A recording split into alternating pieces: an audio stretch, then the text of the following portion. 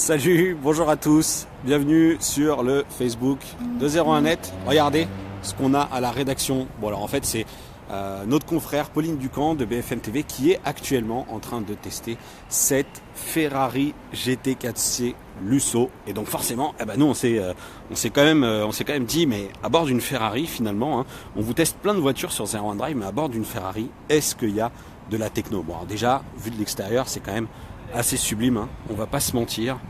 Voilà, cette Ferrari, elle est complètement dingue. Et regardez, elle est là, Pauline. On va aller te rejoindre. On va arriver, on va venir. Est-ce que tu peux juste me montrer, parce qu'on va se parler d'options. Et alors, il y a déjà un truc qui nous a un petit peu interpellé. Donc, bonjour, Pauline. Bonjour à tous. Tous les spectateurs Facebook 01net te saluent. Viens nous montrer un petit peu côté du côté du coffre. Ce qu'on a repéré quand on est client Ferrari. Alors, est-ce que c'est déjà un truc qui est réservé aux clients ou est-ce que c'est parce qu'on est journaliste et qu'on a voulu nous dire... Il me faut la clé. Eh oui, il nous faut la clé. Voilà, alors, j'en profite. Allez, on continue le tour du propriétaire. Voilà. C'est assez somptueux, forcément. Toutes les personnes qui passent autour de la voiture sont évidemment un petit peu intriguées. La thématique, je vous la montre parce que quand même, franchement, c'est presque aussi beau que la voiture. C'est quand même assez C'est pas mal. Mais elle est rouge et nous, on a une voiture blanche. On peut pas personnaliser la coque à l'arrière de la clé? Ça va pas du tout. Salut Anthony, bonjour Martial. Allez, on ouvre le coffre. Alors, vous savez, c'est l'effet Bunaldi où là, j'essaie d'ouvrir le coffre et forcément, ça va passer. Allez, vas-y. Bon, va-t-on y arriver? Et donc, il y a Julien aussi, un collègue de BFM TV Auto.com. Voilà, alors salut Paolo, génial, si tu as la même, c'est top. Bon alors, va pas falloir s'attarder et mettre trop de valises dans le coffre, c'est plutôt pour le véhicule, voilà. Non, en fait, voilà, ce que je voulais vous montrer, c'est juste ça, qui en fait, alors est-ce qu'on va réussir à choper une mise au point correcte? Voilà, donc grosso modo, à cet endroit-là du coffre, il y a à peu près tout le descriptif des options qu'on a dans notre GT4C Lusso. Voilà, donc on voit qu'on a de l'Apple CarPlay, des systèmes sport évidemment, alors qu'est-ce qu'on a? Système adaptative headlights, donc des phares adaptatifs, bref des jantes 20 pouces aussi, c'est ça, si je dis pas de bêtises, bref, tout plein de choses. Et avant de monter à bord, ce que tu peux peut-être faire, Pauline, c'est la faire chanter. Je veux dire, on va se parler de techno, mais à un moment donné, il faut pas déconner, on est à côté d'une Ferrari. Ferme le coffre, je vous la fais. Allez, on va juste démarrer et puis voilà, et puis je te rejoins après.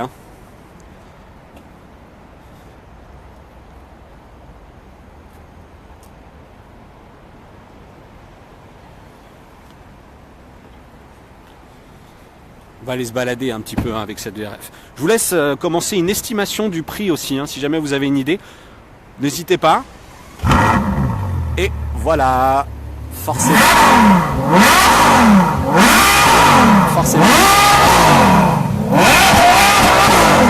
Voilà, forcément, ça chante, un peu calme niveau bruit. Ouais, je suis pas tout à fait d'accord avec ça. Non, c'est vrai que ça rugit pas mal. On va passer à bord maintenant. Julien, je te laisse t'installer derrière Pauline.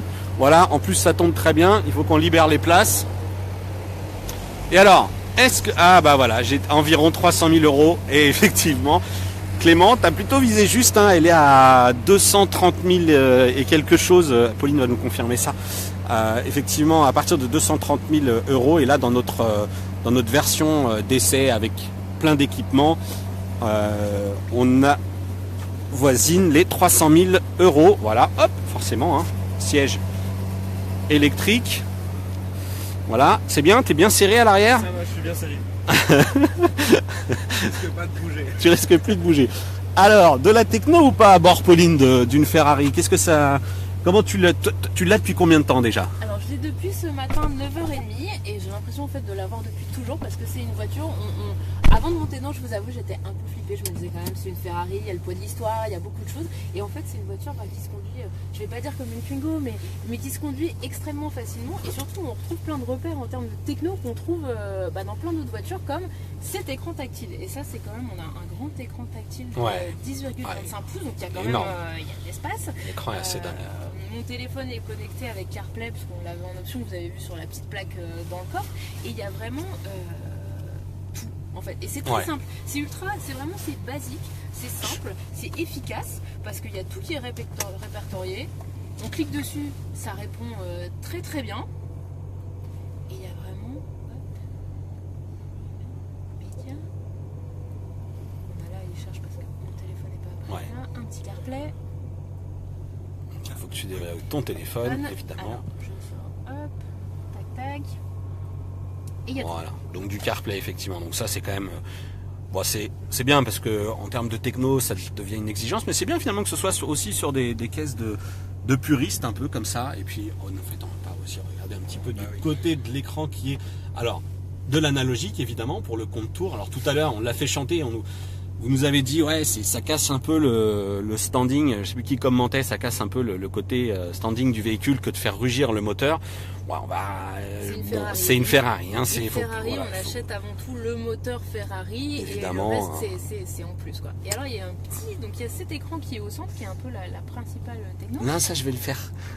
Ça, je vais te laisser commencer à rouler parce que déjà j'ai pris la place côté passager et c'est pas franchement dans mes habitudes. Bon, caméra de recul. Allez, caméra de recul. La marche arrière en fait, il n'y a pas de sélecteur drive, parking, tout ça. En fait, tout se fait avec soit les boutons, soit les palettes au volant. Donc quand je veux être en caméra de recul, hop, voilà. Le petit R pour la marche arrière. N'écrase pas le piéton et puis on sera bien.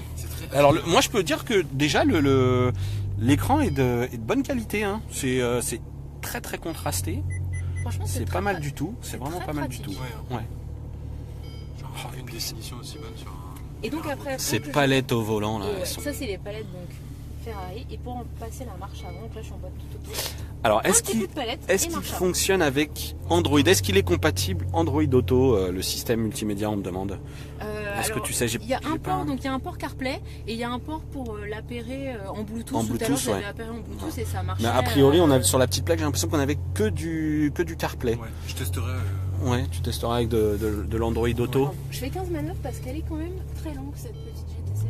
Ah, elle est longue et puis on va pas se mentir, on va être prudent parce que j'ai demandé une petite estimation sur le prix, mais alors du coup tu peux peut-être nous donner. Alors le prix, donc en prix de base cette GTC 4 Musso, elle est à 230 000 euros. 230 000 euros, voilà. Sauf que chez Ferrari, on est comme chez tous les constructeurs de luxe, c'est-à-dire qu'en fait il y a le prix de base et puis en fait il y a le prix de la voiture au final quand on a rajouté toutes les options. Le toit panoramique en verre là, 14 000 euros. La petite surprise de David avec laquelle il vous montrera tout à l'heure, 3 000 euros. Les petits écussons Ferrari que vous avez vus tout à l'heure à l'extérieur, 1 500 euros le petit écusson de côté. Donc en gros la facture, il y a le chèque de banque de départ et puis il y a le chèque finalement consigne et c'est pas tout à fait le même si on veut rajouter des petites choses dans la voiture. C'est ça. Puis j'imagine que le céleri c'est le prix d'une Clio ou un truc comme ça, non? La céleri et le cuir elle est de série. C'est bon. Voilà. Dans cette version Lusso qui veut dire luxe, hein, c'est ça, hein, si mon italien est pas. GTC 4 Lusso, donc GTC c'est pour Grand Tourisme Concept, donc la voiture pour faire de la route, pour partir en balade. 4 c'est parce que il y a 4 places, c'est la seule Ferrari comme ça et c'est pas commun. Et 4 c'est aussi parce qu'elle a 4 roues motrices, d'où en plus l'énorme tunnel de transmission. Le moteur est à l'avant, il est pas à l'arrière comme d'habitude chez les Ferrari. Tout à fait. Il y a le gros tunnel de transmission parce que l'essieu arrière, il est à la fois les roues sont directrices et en plus. Donc ça doit quand même bien passer, ça doit quand même finalement assez bien passer en ville. Tu me disais alors que finalement donc c'est quand même un monstre qui rugit bien mais très souple quoi. On n'est pas dans les à-coups. Vous nous dites tout à l'heure que les vitesses finalement à 50 on est en 6 ou 7e donc on peut tout à fait adopter une conduite assez soft en fait alors. Complètement, surtout qu'en plus on a donc ce petit détail sur le volant donc qui s'appelle le magnétino. Le magnétino c'est un peu la clé magique chez Ferrari, donc c'est en fait les différents sélecteurs. Donc là nous on est en mode confort pour rouler en ville. Et juste 2 secondes, on vient de passer sur du pavé et je vous garantis que c'est pas tape-cul, hein. On est pas mal là. Elle est vraiment ultra confort. Ils ont vraiment réussi à marier je trouve sur cette voiture. Ouais. Le côté sport, ADN sportif parce qu'on peut vraiment se faire plaisir avec et en même temps ultra confort et quelqu'un m'a dit c'est la Ferrari la plus facile à conduire et j'avoue que c'est exactement ça. Et il y a les petits détails Ferrari quand même comme les clignotants au volant. Ouais. Alors ça il faut le savoir mais c'est vraiment ça fait vraiment course quoi. Les palettes, les mains, on bouge plus les mains et on a tout sur le volant et c'est très pratique. Ouais, elle a l'air très précise effectivement. Moi en fait que j'étais un peu interrompu sur tout. Ah voilà, alors là, bon, on n'a pas dépassé le 50 promis. Bon, et d'ailleurs justement, parce que Pauline qui est donc une des essayeuses auto du groupe, eh ben regardez, si vraiment je veux vérifier si elle n'est pas un petit peu en train de s'emporter, parce que là, je le disais, hein, côté passager, c'est pas dans mes habitudes trop belle, effectivement, elle est pas mal du tout cette voiture. Hein. C'est quand même assez dingue. Je me dis que finalement je vais peut-être lui prendre et puis faire un petit 01 drive quand même. Hein. Je veux dire, on va peut-être pas. Voilà. Donc l'idée, c'est qu'on a ici, j'ai moi face côté passager, un écran qui est reporté de mon côté où je vais retrouver les médias. Donc là, on n'écoute rien. On va retrouver a priori les principales instructions de navigation du GPS. Et hop, si je reviens encore. Et si tu fais performance. Voilà, c'est là que je voulais en venir, c'est que maintenant je vais avoir le truc performance.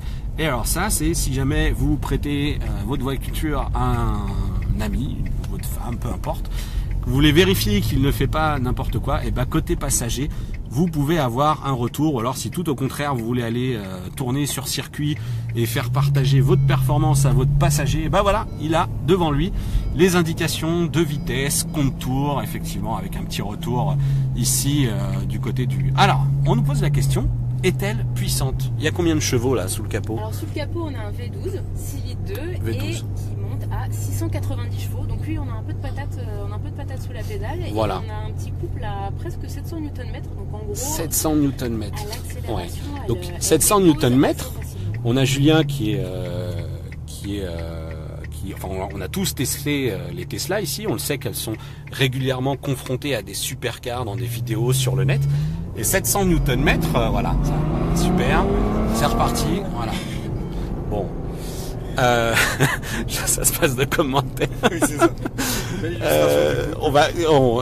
Donc 700 Nm, c'est quand même l'accélération à peu ou prou. Alors, sauf pour les P100D qui sont encore au-dessus, mais de cette fameuse Tesla. Donc c'est vraiment un truc qui en thermique envoie très très fort, envoie du lourd, mais à des prix complètement stratosphériques. Donc là on a juste effectivement fait un petit tour rapide autour de la rédaction. Voilà, on se refait un plan un peu sur l'intérieur. Là je vais vous laisser aller faire vos essais parce que moi je vais rejoindre la rédaction et puis vous allez l'essayer, cette GTC4, pardon, je vais y arriver. Et donc l'essai sera retrouvé bientôt sur bfmtvauto.com.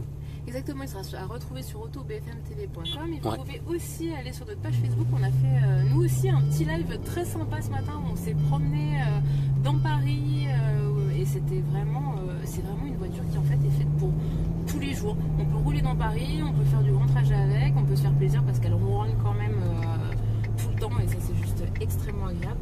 Donc, ouais. Bon, et moi je vous réserverai un petit 01 drive, je crois que ça va le faire. Tu crois qu'ils vont me la prêter pour un 01 drive? Oui, il y a 2 écrans, je pense qu'ils peuvent. Non, voilà, l'idée était effectivement de vous montrer parce que donc c'était David, hein, évidemment, sur 01 drive on vous parle beaucoup de techno et on s'était quand même posé la question de la techno sur des véhicules comme ça. Est-ce qu'on en trouve? Est-ce que c'est évidemment pas accessible à tous? Je vois que des gens reposent la question sur le prix, hein, 300 000 €. C'est complètement stratosphérique. On a essayé des choses déjà à 176 000 € du côté des classes S. Et déjà, vous étiez nombreux à nous dire mais c'est fou ces prix. Voilà, bon là on est vraiment sur des véhicules d'exception. On va rejoindre la rédac. Allez, où est-ce que tu peux me déposer pour qu'on puisse refaire un petit tour de l'extérieur? Je vais te redéposer juste devant, comme ça on pourra faire un petit tour. Et c'est vrai que mais ce qui est intéressant sur cette Ferrari, c'est justement la techno arrive même sur des voitures de sport. Une Ferrari, ce qu'on lui demande, c'est d'avoir un moteur, c'est d'avoir un comportement, c'est d'avoir une histoire.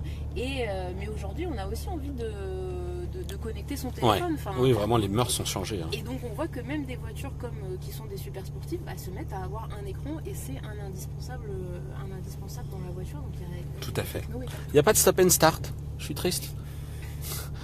Est-ce que tu t'es fait une idée déjà de la consommation puisque tu l'as un petit peu? Écoute, officiellement sur le papier, elle est à 15 litres 3. D'accord. J'ai pas encore osé. Donc on peut faire du 30 litres facile alors ça veut dire. Ouais, je pense surtout en ville là, on a un certain gros potentiel pour. Ouais, je pense qu'on peut facilement se faire un 30 litres au 100 tout à l'heure, tu es passé, et faire 200 km avec un plein quoi. Un peu vite dans le coffre pour montrer les petites options et en fait dans le coffre il y a une espèce d'énorme malle. Alors on se dira c'est sympa, c'est un coffre un peu peut-être secret pour mettre des petites affaires précieuses, des choses qu'on n'a pas envie de laisser comme ça mal rangées. Et ben en fait non, c'est le réservoir. C'est le réservoir qui déborde. Le coffre, voilà. Donc un réservoir d'au moins 60-70 litres quoi. 91 litres. 91 litres. 91 litres, voilà. Bon bah très bien, on atteint la citerne de camion. Tout ça pour se faire à peu près 200-250 km. Hop, bon, alors ça c'est les commandes de clim, hein, on va pas tarder à arriver. Puis il y a le fonction launch, hein, il y en a qui me demandaient si on pouvait aller... oh là, ça va passer juste, c'est cool. Ouais, oui, ça passe, mais voilà. Tout à l'heure, quelqu'un me posait la question pour savoir si si elle pouvait décoller. Je pense que sur circuit, il y a moyen en appuyant sur le bouton launch. Ce bouton launch, c'est le contrôle de la traction et puis on fait pédale à fond et on s'envole, hein, c'est ça. Hein. Ouais, voilà. Comme je pense que ce qu'imagine Elon Musk avec le Roadster Tesla. C'est ça. Rock and Launch, Ferrari l'a déjà fait, mais ça on ne le fait que sur circuit, bien entendu, absolument pas sur route. Ouais, tout à fait. Tout à fait. Allez, alors qu'est-ce qu'on avait là? Je vois qu'il y a une dernière icône. Ah oui, voilà. Super. Alors ça c'est le truc pour que vraiment David contrôle tout ce que je fais. Ça. Je peux absolument pas essayer de l'arnaquer en lui disant non, je fais bien sans compte, il n'y a aucun problème. C'est ça. Et quand en fait avec le Magnetino je change de mode, hop, mode sport. Exactement. Tout donc à fait. On a un mode sport, je vous le fais en direct. Bon là je coupe le spin, on va pas le faire. Le mode confort et j'ai un mode wet pour qu'on vraiment pour la pluie. Pour qu'elle soit vraiment ultra adhérente. Et oui, tout à fait. Parce que je vous rappelle que c'est quand même une voiture familiale, une voiture de tous les jours. Une avec voiture 700 Nm de coupe, c'est vrai que sur la pluie, accessoirement le petit tête à queue. Le petit tête à queue peut venir vite, donc il y a vraiment un côté. Mais elle est extrêmement rassurante. C'est ça qui est assez fou. Et là, on va voir passer ta garde là. Hop, ils sont là. Voilà, ils te surveillent. Oui, parce que tout à l'heure, on a croisé des policiers qui étaient en fait certainement fans de Ferrari et qui avaient beaucoup de questions à nous poser quand ils nous ont vus au volant de cette mais c'est vrai que c'est un véhicule qui interpelle énormément. Hein. Évidemment, c'est des véhicules d'exception. Tout le monde tourne la tête. Et puis, on a même eu tout à l'heure un passant qui a voulu monter à bord, regarder, prendre des photos. Voilà, donc véhicule d'exception à 300 000 €. Voilà, bon bah merci Pauline pour ce petit tour. On va vous laisser aller faire votre essai. On va retrouver tout ça. Tu vas me déposer et puis je vais refaire un petit tour de l'extérieur. Hein. Fais-nous. Là, c'est le véhicule de rêve. Il y a même 2 petits ports USB à l'arrière quand même, faut le souligner. Ah ouais, il y a 2 ports USB à l'arrière, d'accord. Pas comment dans la coudoir. Pas mal. Donc du coup, vous pouvez partir avec vos ados. Ah oui, il y a même des fixations ISOFIX. Alors il paraît qu'on n'a jamais réussi à mettre un siège auto, mais oui, il y a des Ouais, parce que c'est le siège auto un peu baqué, un peu étroit. Et donc, effectivement, peut-être que chez Ferrari, ils vendent un siège auto spécial. Hein. J'espère assorti à l'habitacle. Carrément. Ah, et puis il y a du son JBL, quand même. Je veux dire, hop, on va le refaire. Alors, JBL, on espère quand même un son JBL d'un peu meilleure qualité, même si c'est déjà très bien dans plein de véhicules. Là. On espère que c'est vraiment une division un peu soignée de chez JBL qui a fait le boulot. Allez, toi je t'enferme ou je te laisse hein. Allez, on se fait un dernier petit tour. Merci encore. Voilà, donc c'était cette GTC 4 Lusso Ferrari, 300 000 €, 700 Nm de coupe. Combien tu m'as dit? 680 chevaux? 680 chevaux. Voilà. 700 Nm de coupe, 5 mètres de long, 2 mètres de large. Bon, ça se passe de commentaires, je trouve. Voilà. Alors, on me dit, elle est proche du volant. Oui, parce que c'est vraiment un typage sport, donc on est assis très bas par terre et quand on est petite comme moi, parce que en fait finalement la voiture c'est exactement ça. C'est la posture à adopter quand effectivement on est sur des véhicules comme ça qui sont des véhicules sportifs. On n'est pas sur du SUV. Voilà. Bon, allez, c'était un Facebook Live original, c'est bien. Vous étiez nombreux, hein, donc vous allez pouvoir retrouver évidemment ce Facebook Live et l'essai de Pauline, donc notre consoeur et collègue de BFM TV.com, l'essai à retrouver. Nous on y reviendra aussi peut-être, hein. C'est vrai que c'est très tentant, on voit quand même débarquer de jolies choses sur le segment des véhicules sportifs premium du côté de la connectivité essence évidemment. Voilà, donc merci de nous avoir suivis, à bientôt sur 01net.com.